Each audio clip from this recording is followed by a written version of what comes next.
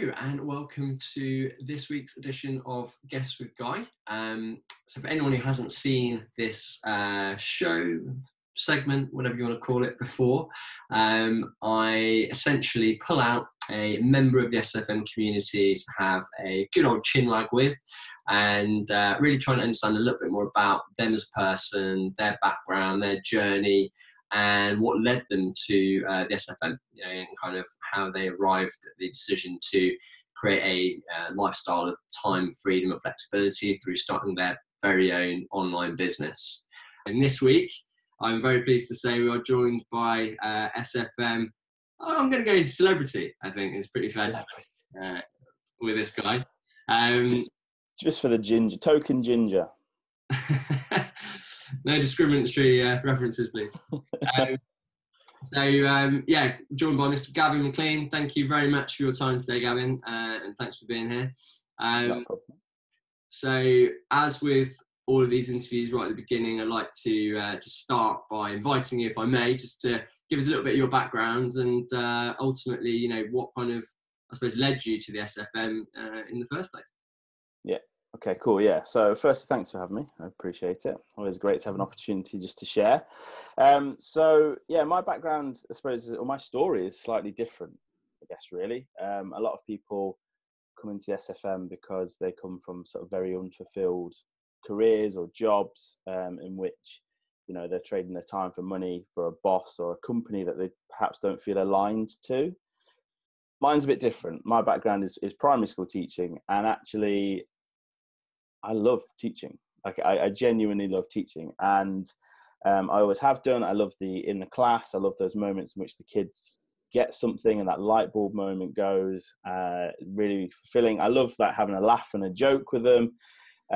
So I guess my journey was slightly different. But what was happening is that I was sacrificing a lot of my time at home to the admin side of teaching. I love the physical being in the classroom, but there's a lot of admin that goes with it. So It's quite well documented that teachers in the UK are sort of working 60, 70 hours per week. And for me, it just became unmanageable. I used to get text messages on a Wednesday or a Thursday from my friends asking me, what was I doing at the weekend? Did I want to do anything?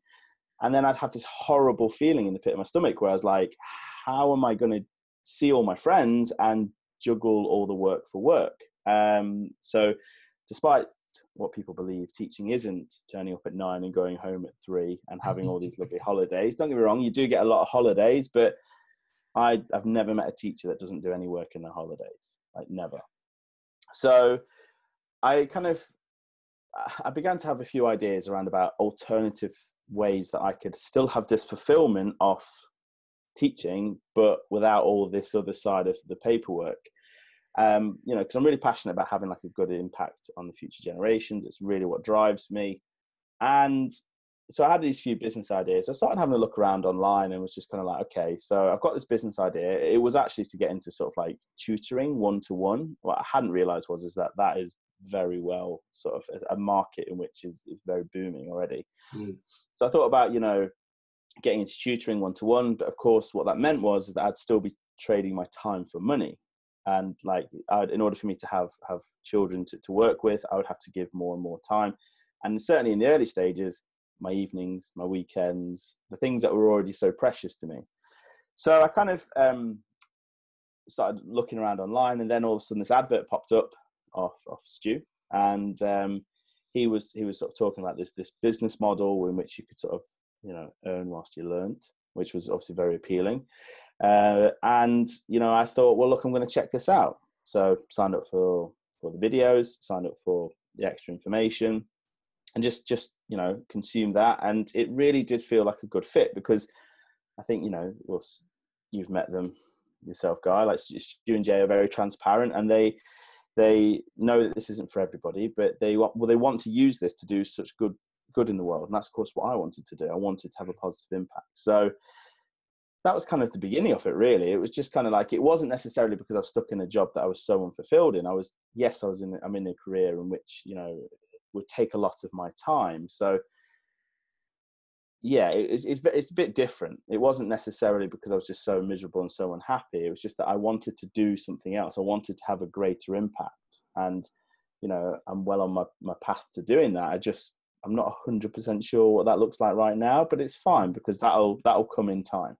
So yeah, absolutely, yeah, and I can fully resonate with you. I know teachers get a lot of jip because of the holidays, but Becky, my other half, obviously she's a teacher, and I can fully vouch for the fact it is a pretty full-on job, and times very emotionally fraught. Some of the stories that she obviously tells me.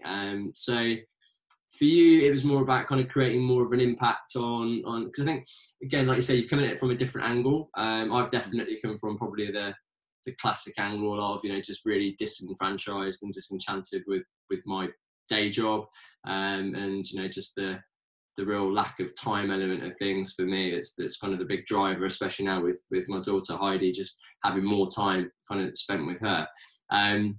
So what were you kind of like hoping to achieve? What was your kind of objective, do you think, for kind of moving forward with SFM as an education opportunity? What? So my objective right now, or my objective when I first joined? Oh, both. Yeah, but maybe when you first, I think that's coming from a really different angle. That's quite an interesting perspective.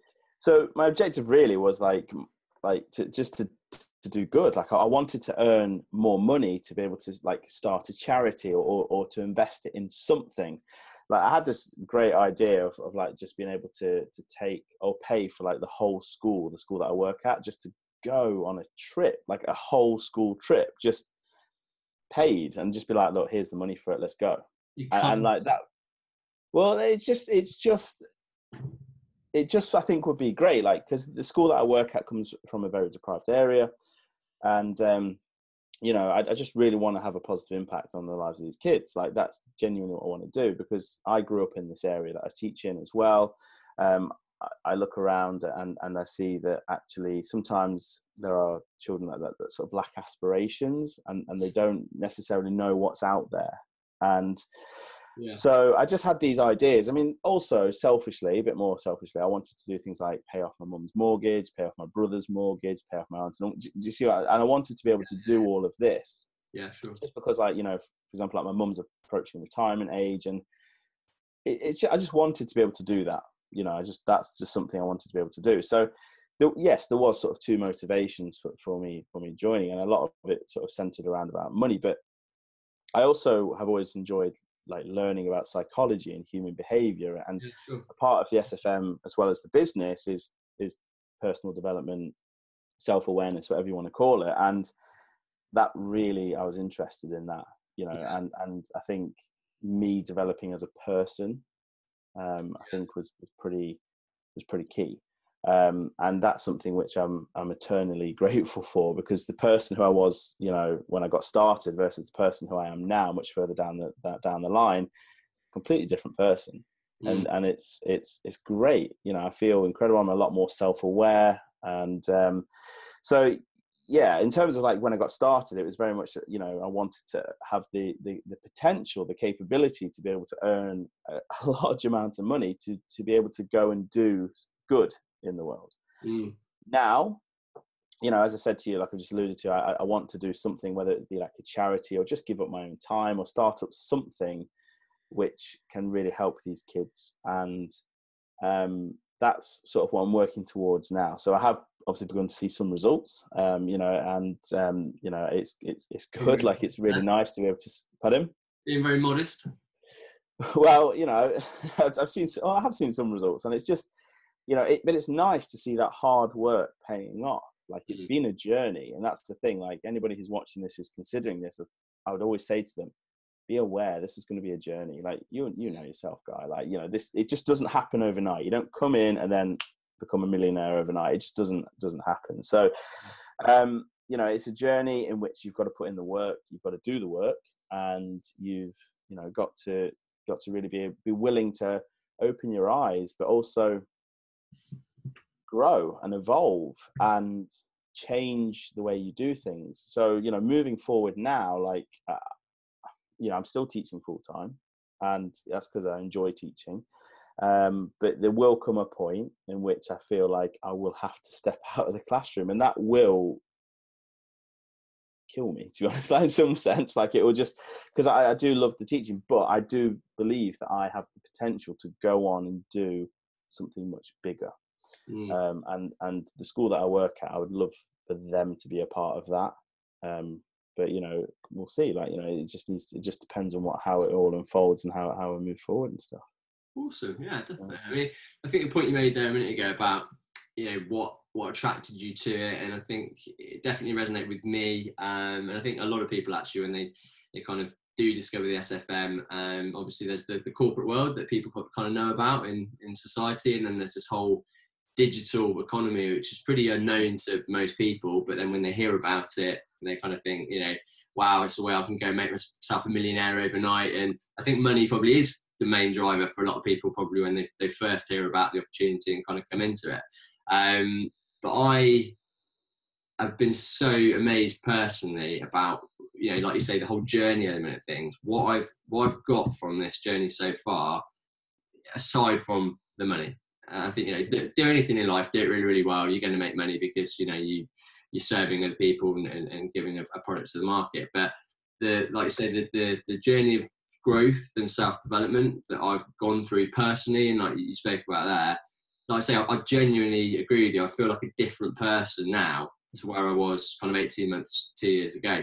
And I think that's just something that you can't underestimate. I don't think that's something people really prepare themselves for when they come into it, like to the extent which it will fundamentally change you for the better, I'd like to say, in terms of how much happier I am on a daily basis as a person now, just because of the level of growth I've experienced being on this journey. That when I talk to people about the SFM now, the money side of it, I don't even talk to people about the money side of it, because for me that isn't the main reason to do this. It's a byproduct, like I say, of the kind of transformation you go through as a person, and that's the thing that gets me massively excited now. And being an affiliate of the SFM is just, I know fundamentally what it's going to do. Like I say, for the right people, it's not for everybody, absolutely, but for the right people that really want to kind of go on that journey of self-discovery and kind of evolve as a person, because maybe they just feel a little bit stagnant and stale in their career.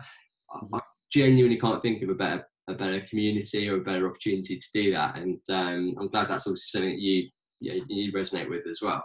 But of course, it isn't easy. Like I say, it's a definite journey. It's not an overnight. It's not a get rich quick scheme. It comes with so much, emotional turmoil, ups and downs, and peaks and troughs, and that kind of thing. So for you, kind of where you are in your journey now, and the amount of time you've been, like you say, starting to get traction and really see results, what do you think has been your biggest challenge that you've experienced, on this journey, so far? Yeah, I think my challenge is probably the most common challenge, to be brutally honest, and one that maybe people won't see when they first start, and that's myself. Like, I genuinely believe that we are always our biggest challenge, because we have so much conditioning and beliefs that are instilled within us from childhood, birth, like from the moment you were born. Like, the conditioning begins, like society, our parents, our friends, our teachers. And it's now that I've got this awareness of how all this conditioning can impact on young people and our development and our growth all the way up into adulthood. Like, I'm so careful now with what I say to the kids in my class, because I'm aware that I'm having an impact on their development, on their life. And I may say one thing that in 30 years they're still going to remember.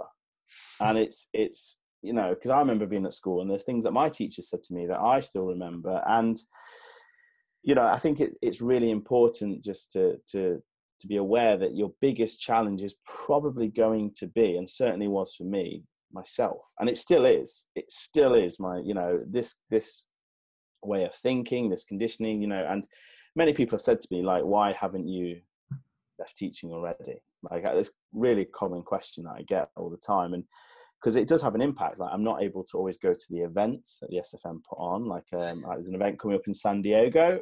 I won't be there because, like, it's in term time. Pardon? Nightmare, you're not going? Well, all the events that I've gone to, I've gone to in London because they're at the weekends and they're in this country. So like, say I'm able to do that. So yeah, I definitely say like the biggest challenge is myself, but it's being aware of that and being aware of, self-awareness and having that, okay, like even just on a day-to-day basis, like, how am I feeling today? Why? Can I think of what triggered me to feel anxious or what's triggered me to feel, elated or it's just being aware and checking in with yourself as much as possible. Like I try and check in with myself 3, 4, 5 times a day, just because I'm aware that it is beneficial for me to understand what I'm feeling and why. And, it's important. I do think it's important, but also to do the work. I mean, physically do the work in terms of in your business and the marketing side of things, the learning, the doing, the teaching, but also do the work on yourself. My business really began to take off when I committed to doing the 5 things that leaders do. JJ goes through and Wolf goes through in the orientation.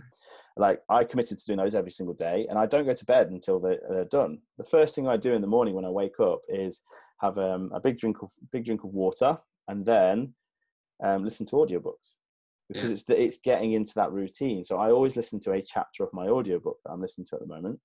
And then I get ready for work and stuff. But it's getting into those small little routines. Yeah, totally. Which are going to benefit you. And I'm a firm believer that what you put out is only a result of what goes in. So like if you need to constantly be listening to information and content and and it's like even things like small sacrifices like the TV. Like I rarely watch TV now, or unplanned TV. Like if I'm going to watch something, it'd be like I'm mad on my sports, like football, rugby and stuff like that. So like I'll plan to watch those, but like I don't just sit down one evening and be like, okay, what's on? Let's binge watch something. I'm not saying I don't watch anything. Of course I do. But it's having that sort of planned. It's like almost like planning it into your time, so you're not just sat there for 12 hours on a weekend watching whatever. Yeah, totally. Yeah, I think a couple of really great points there. Yeah, like the emotional awareness that you go on this journey. Like I say, now I am way more in touch with how I'm feeling on a daily basis. And before, I think I've been in the corporate rat race for 10 years, and I kind of just somehow learned to just suppress this kind of this voice that was talking to me about, you're not enjoying this, just to suppress it down and down and down and down. And it's amazing how, since I've started to wake up to the fact there is this whole of the world opportunity out there, just sometimes you're in a situation and you're just so emotionally aware about how you're feeling, about, the kind of effects it's having on your body and all that kind of thing. And, making time, like you say, to actually find that space to just like check in yourself, take 5 minutes, meditate, be mindful, whatever. That's just like absolutely revolutionized my life in terms of my emotional well-being, my mental state, in terms of mental welfare now. And that alone, I think, is something that's worth kind of embarking on this journey for, in terms of just how you actually feel about yourself. But yeah, I think that self-discipline is definitely a very apt one, because I can resonate with that, and you feel the good thing is that I'm now able to impart that knowledge onto these kids. And that's great. So like I teach a class of 7 and 8 year olds right now. So if I can impart that on them as they're 7 and 8, by the time they get to 17 or 27 or 37, like how incredible is that going to be? Like how sort of like, well, hopefully developed and like, mature they're going to be when they hit these ages, and self-aware. Like, if I can teach them to really listen to themselves and think about what's coming up and why, like if I can do that now, give them 10 years, by the time they're sitting things like their GCSE exams or whatever, like they're going to be so hopefully in tune with themselves that it's going to be really, really beneficial. Yeah, that's a nice way of looking at it. It must be a really nice, I've often thought that about teaching. It must be so nice because, you play such an integral role in that formative part of their life, don't you? That it really, that's where they establish a lot of their beliefs, isn't it, about themselves, and really a lot of limiting beliefs are kind of what hold, I think, everybody back in life, past a certain age, once you leave school, it's those limiting beliefs that kind of enforced upon you. And that's what I mean. Like your biggest challenge will be yourself because of these limiting beliefs. Yeah. But it's like the limiting beliefs are as old as you are. Yeah. So trying to break those is tough. Like, it's not easy. And that's what I'm saying. It comes at like a lot of self-awareness comes into it. Yeah. And, you have to be aware that you have to change. Like, that's the key as well. If you come into this and think, oh, I'm going to try and do this business side of things, but I'm not really going to change. I'm not saying you're going to not do it, because you possibly will, but you're possibly going to find you're going to have a business that's out of integrity with the person that you are. Yeah, totally. And maybe you will, maybe you won't, but I would guess that I'd err on the side of that you are, because, as your business grows, you should grow. Yeah. Yeah, absolutely. Yeah, I totally agree. I suppose with that in mind, what, kind of last question, in terms of what advice you would give someone maybe that is aware, they've got that level of self-awareness that, something isn't quite right in their life, they're not really resonating with their career at the moment, it's not what they want to be doing for the next 20, 30 years of their life until they retire, but they just don't quite have that self-belief yet, or that confidence that they can change. There are those kind of limiting beliefs, so they're aware something needs to change, but they don't quite know how to do it.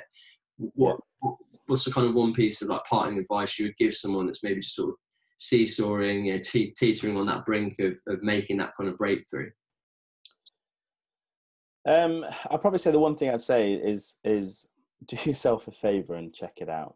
Like, genuinely, just check it out. Like we've alluded to earlier in this interview, like it's not for everybody. And like no one in the SFM will ever say that it is for absolutely everybody, because it's not. It takes a special type of person to really go through the fire, I guess, if you want to use an analogy. And it does take a special type of person to be able to look at themselves, examine themselves, but also be willing to adapt and change. But what I can reassure you is that by simply checking it out and deciding one way or the other if this is for you or not, then you can at least then can sort of move forward without regretting. Last thing you want to do is wait 5 years, 10 years down the line and be like, oh, what was that?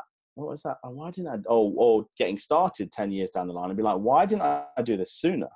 Yeah. Like, it's, I would just say, big piece of advice is just check it out. Like, the application, stuff like that comes with money back. Like, this is what I always say to people, is that you can submit your application, you can come in, you can speak to some people in the community like yourself, Guy, and speak to the consultants. They can check out the beginning of the module 1 and like getting started modules and training and stuff, and they can do all of this, and then if they decide that it's not for them, they just contact the support team and say thanks but no thanks, and they get their money back. And it's like, there aren't many educations online in which that's an option.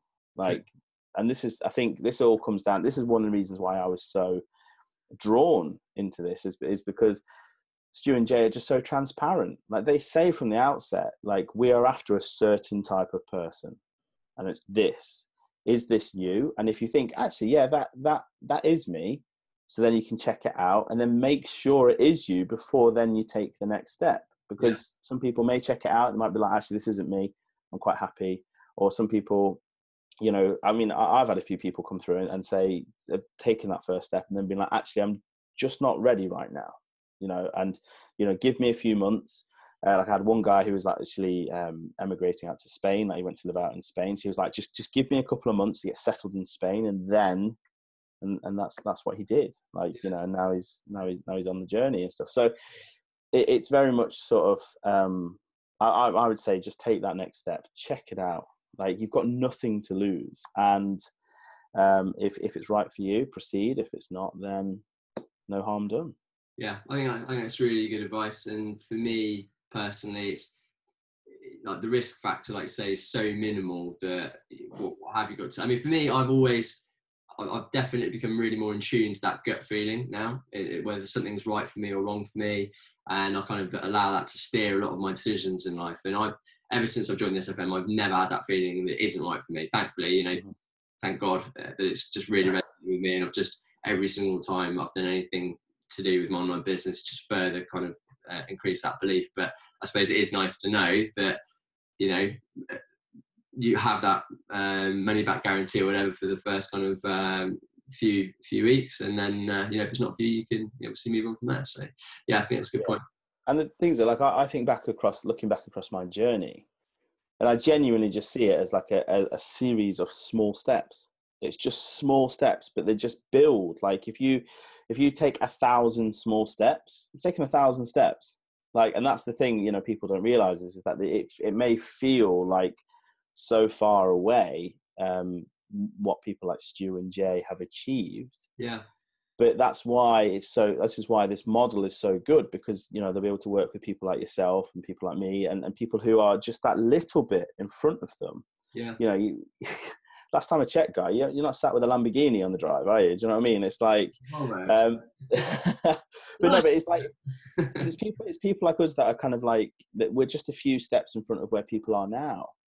And it's good, because actually, if I had to pick between learning from somebody who's a few steps in front of me or somebody who's like miles in front of me, I would pick the person who's a few steps in front of me. Yeah, totally. Because they're going to be able to show me what I need to know to get me to the and the person who's miles away is not going to remember what it's like back here. No. And I think that's really, really important. Yeah, true. I think the whole taking little steps thing, yeah, very, very true. And actually, when you do take those little steps, like you say, sometimes you just look back and you think, Jesus, how far I've come in a short space of time. And that is one of the things I'm actually genuinely, you know, really proud of myself for, is some of the skills I have learned, you know, since I've been here, and just actually look back and you think, oh my God, there's a website there, I built that. Or, you know, I've learned how to edit that video, and there's just so many skills that you just never think that you would be able to do in a million years. But like I say, it's just taking those little logical steps every day, and then all of a sudden you're like, God, I'm actually advanced quite a bit, you know, which is great. And like I say, there's still so much further to go on the journey, and all these like really huge aspirational figures like Stuart and Jay that, you know, obviously you're working towards. But I'm just still so excited about the next step of my journey that at no point has it ever felt like, you know, it's a chore, or, you know, it's never felt like work for me, you know. Yeah. And that's the thing, like one of the most common questions I get asked from people in the community is that, like, you're a full-time primary school teacher, like how do you fit this in?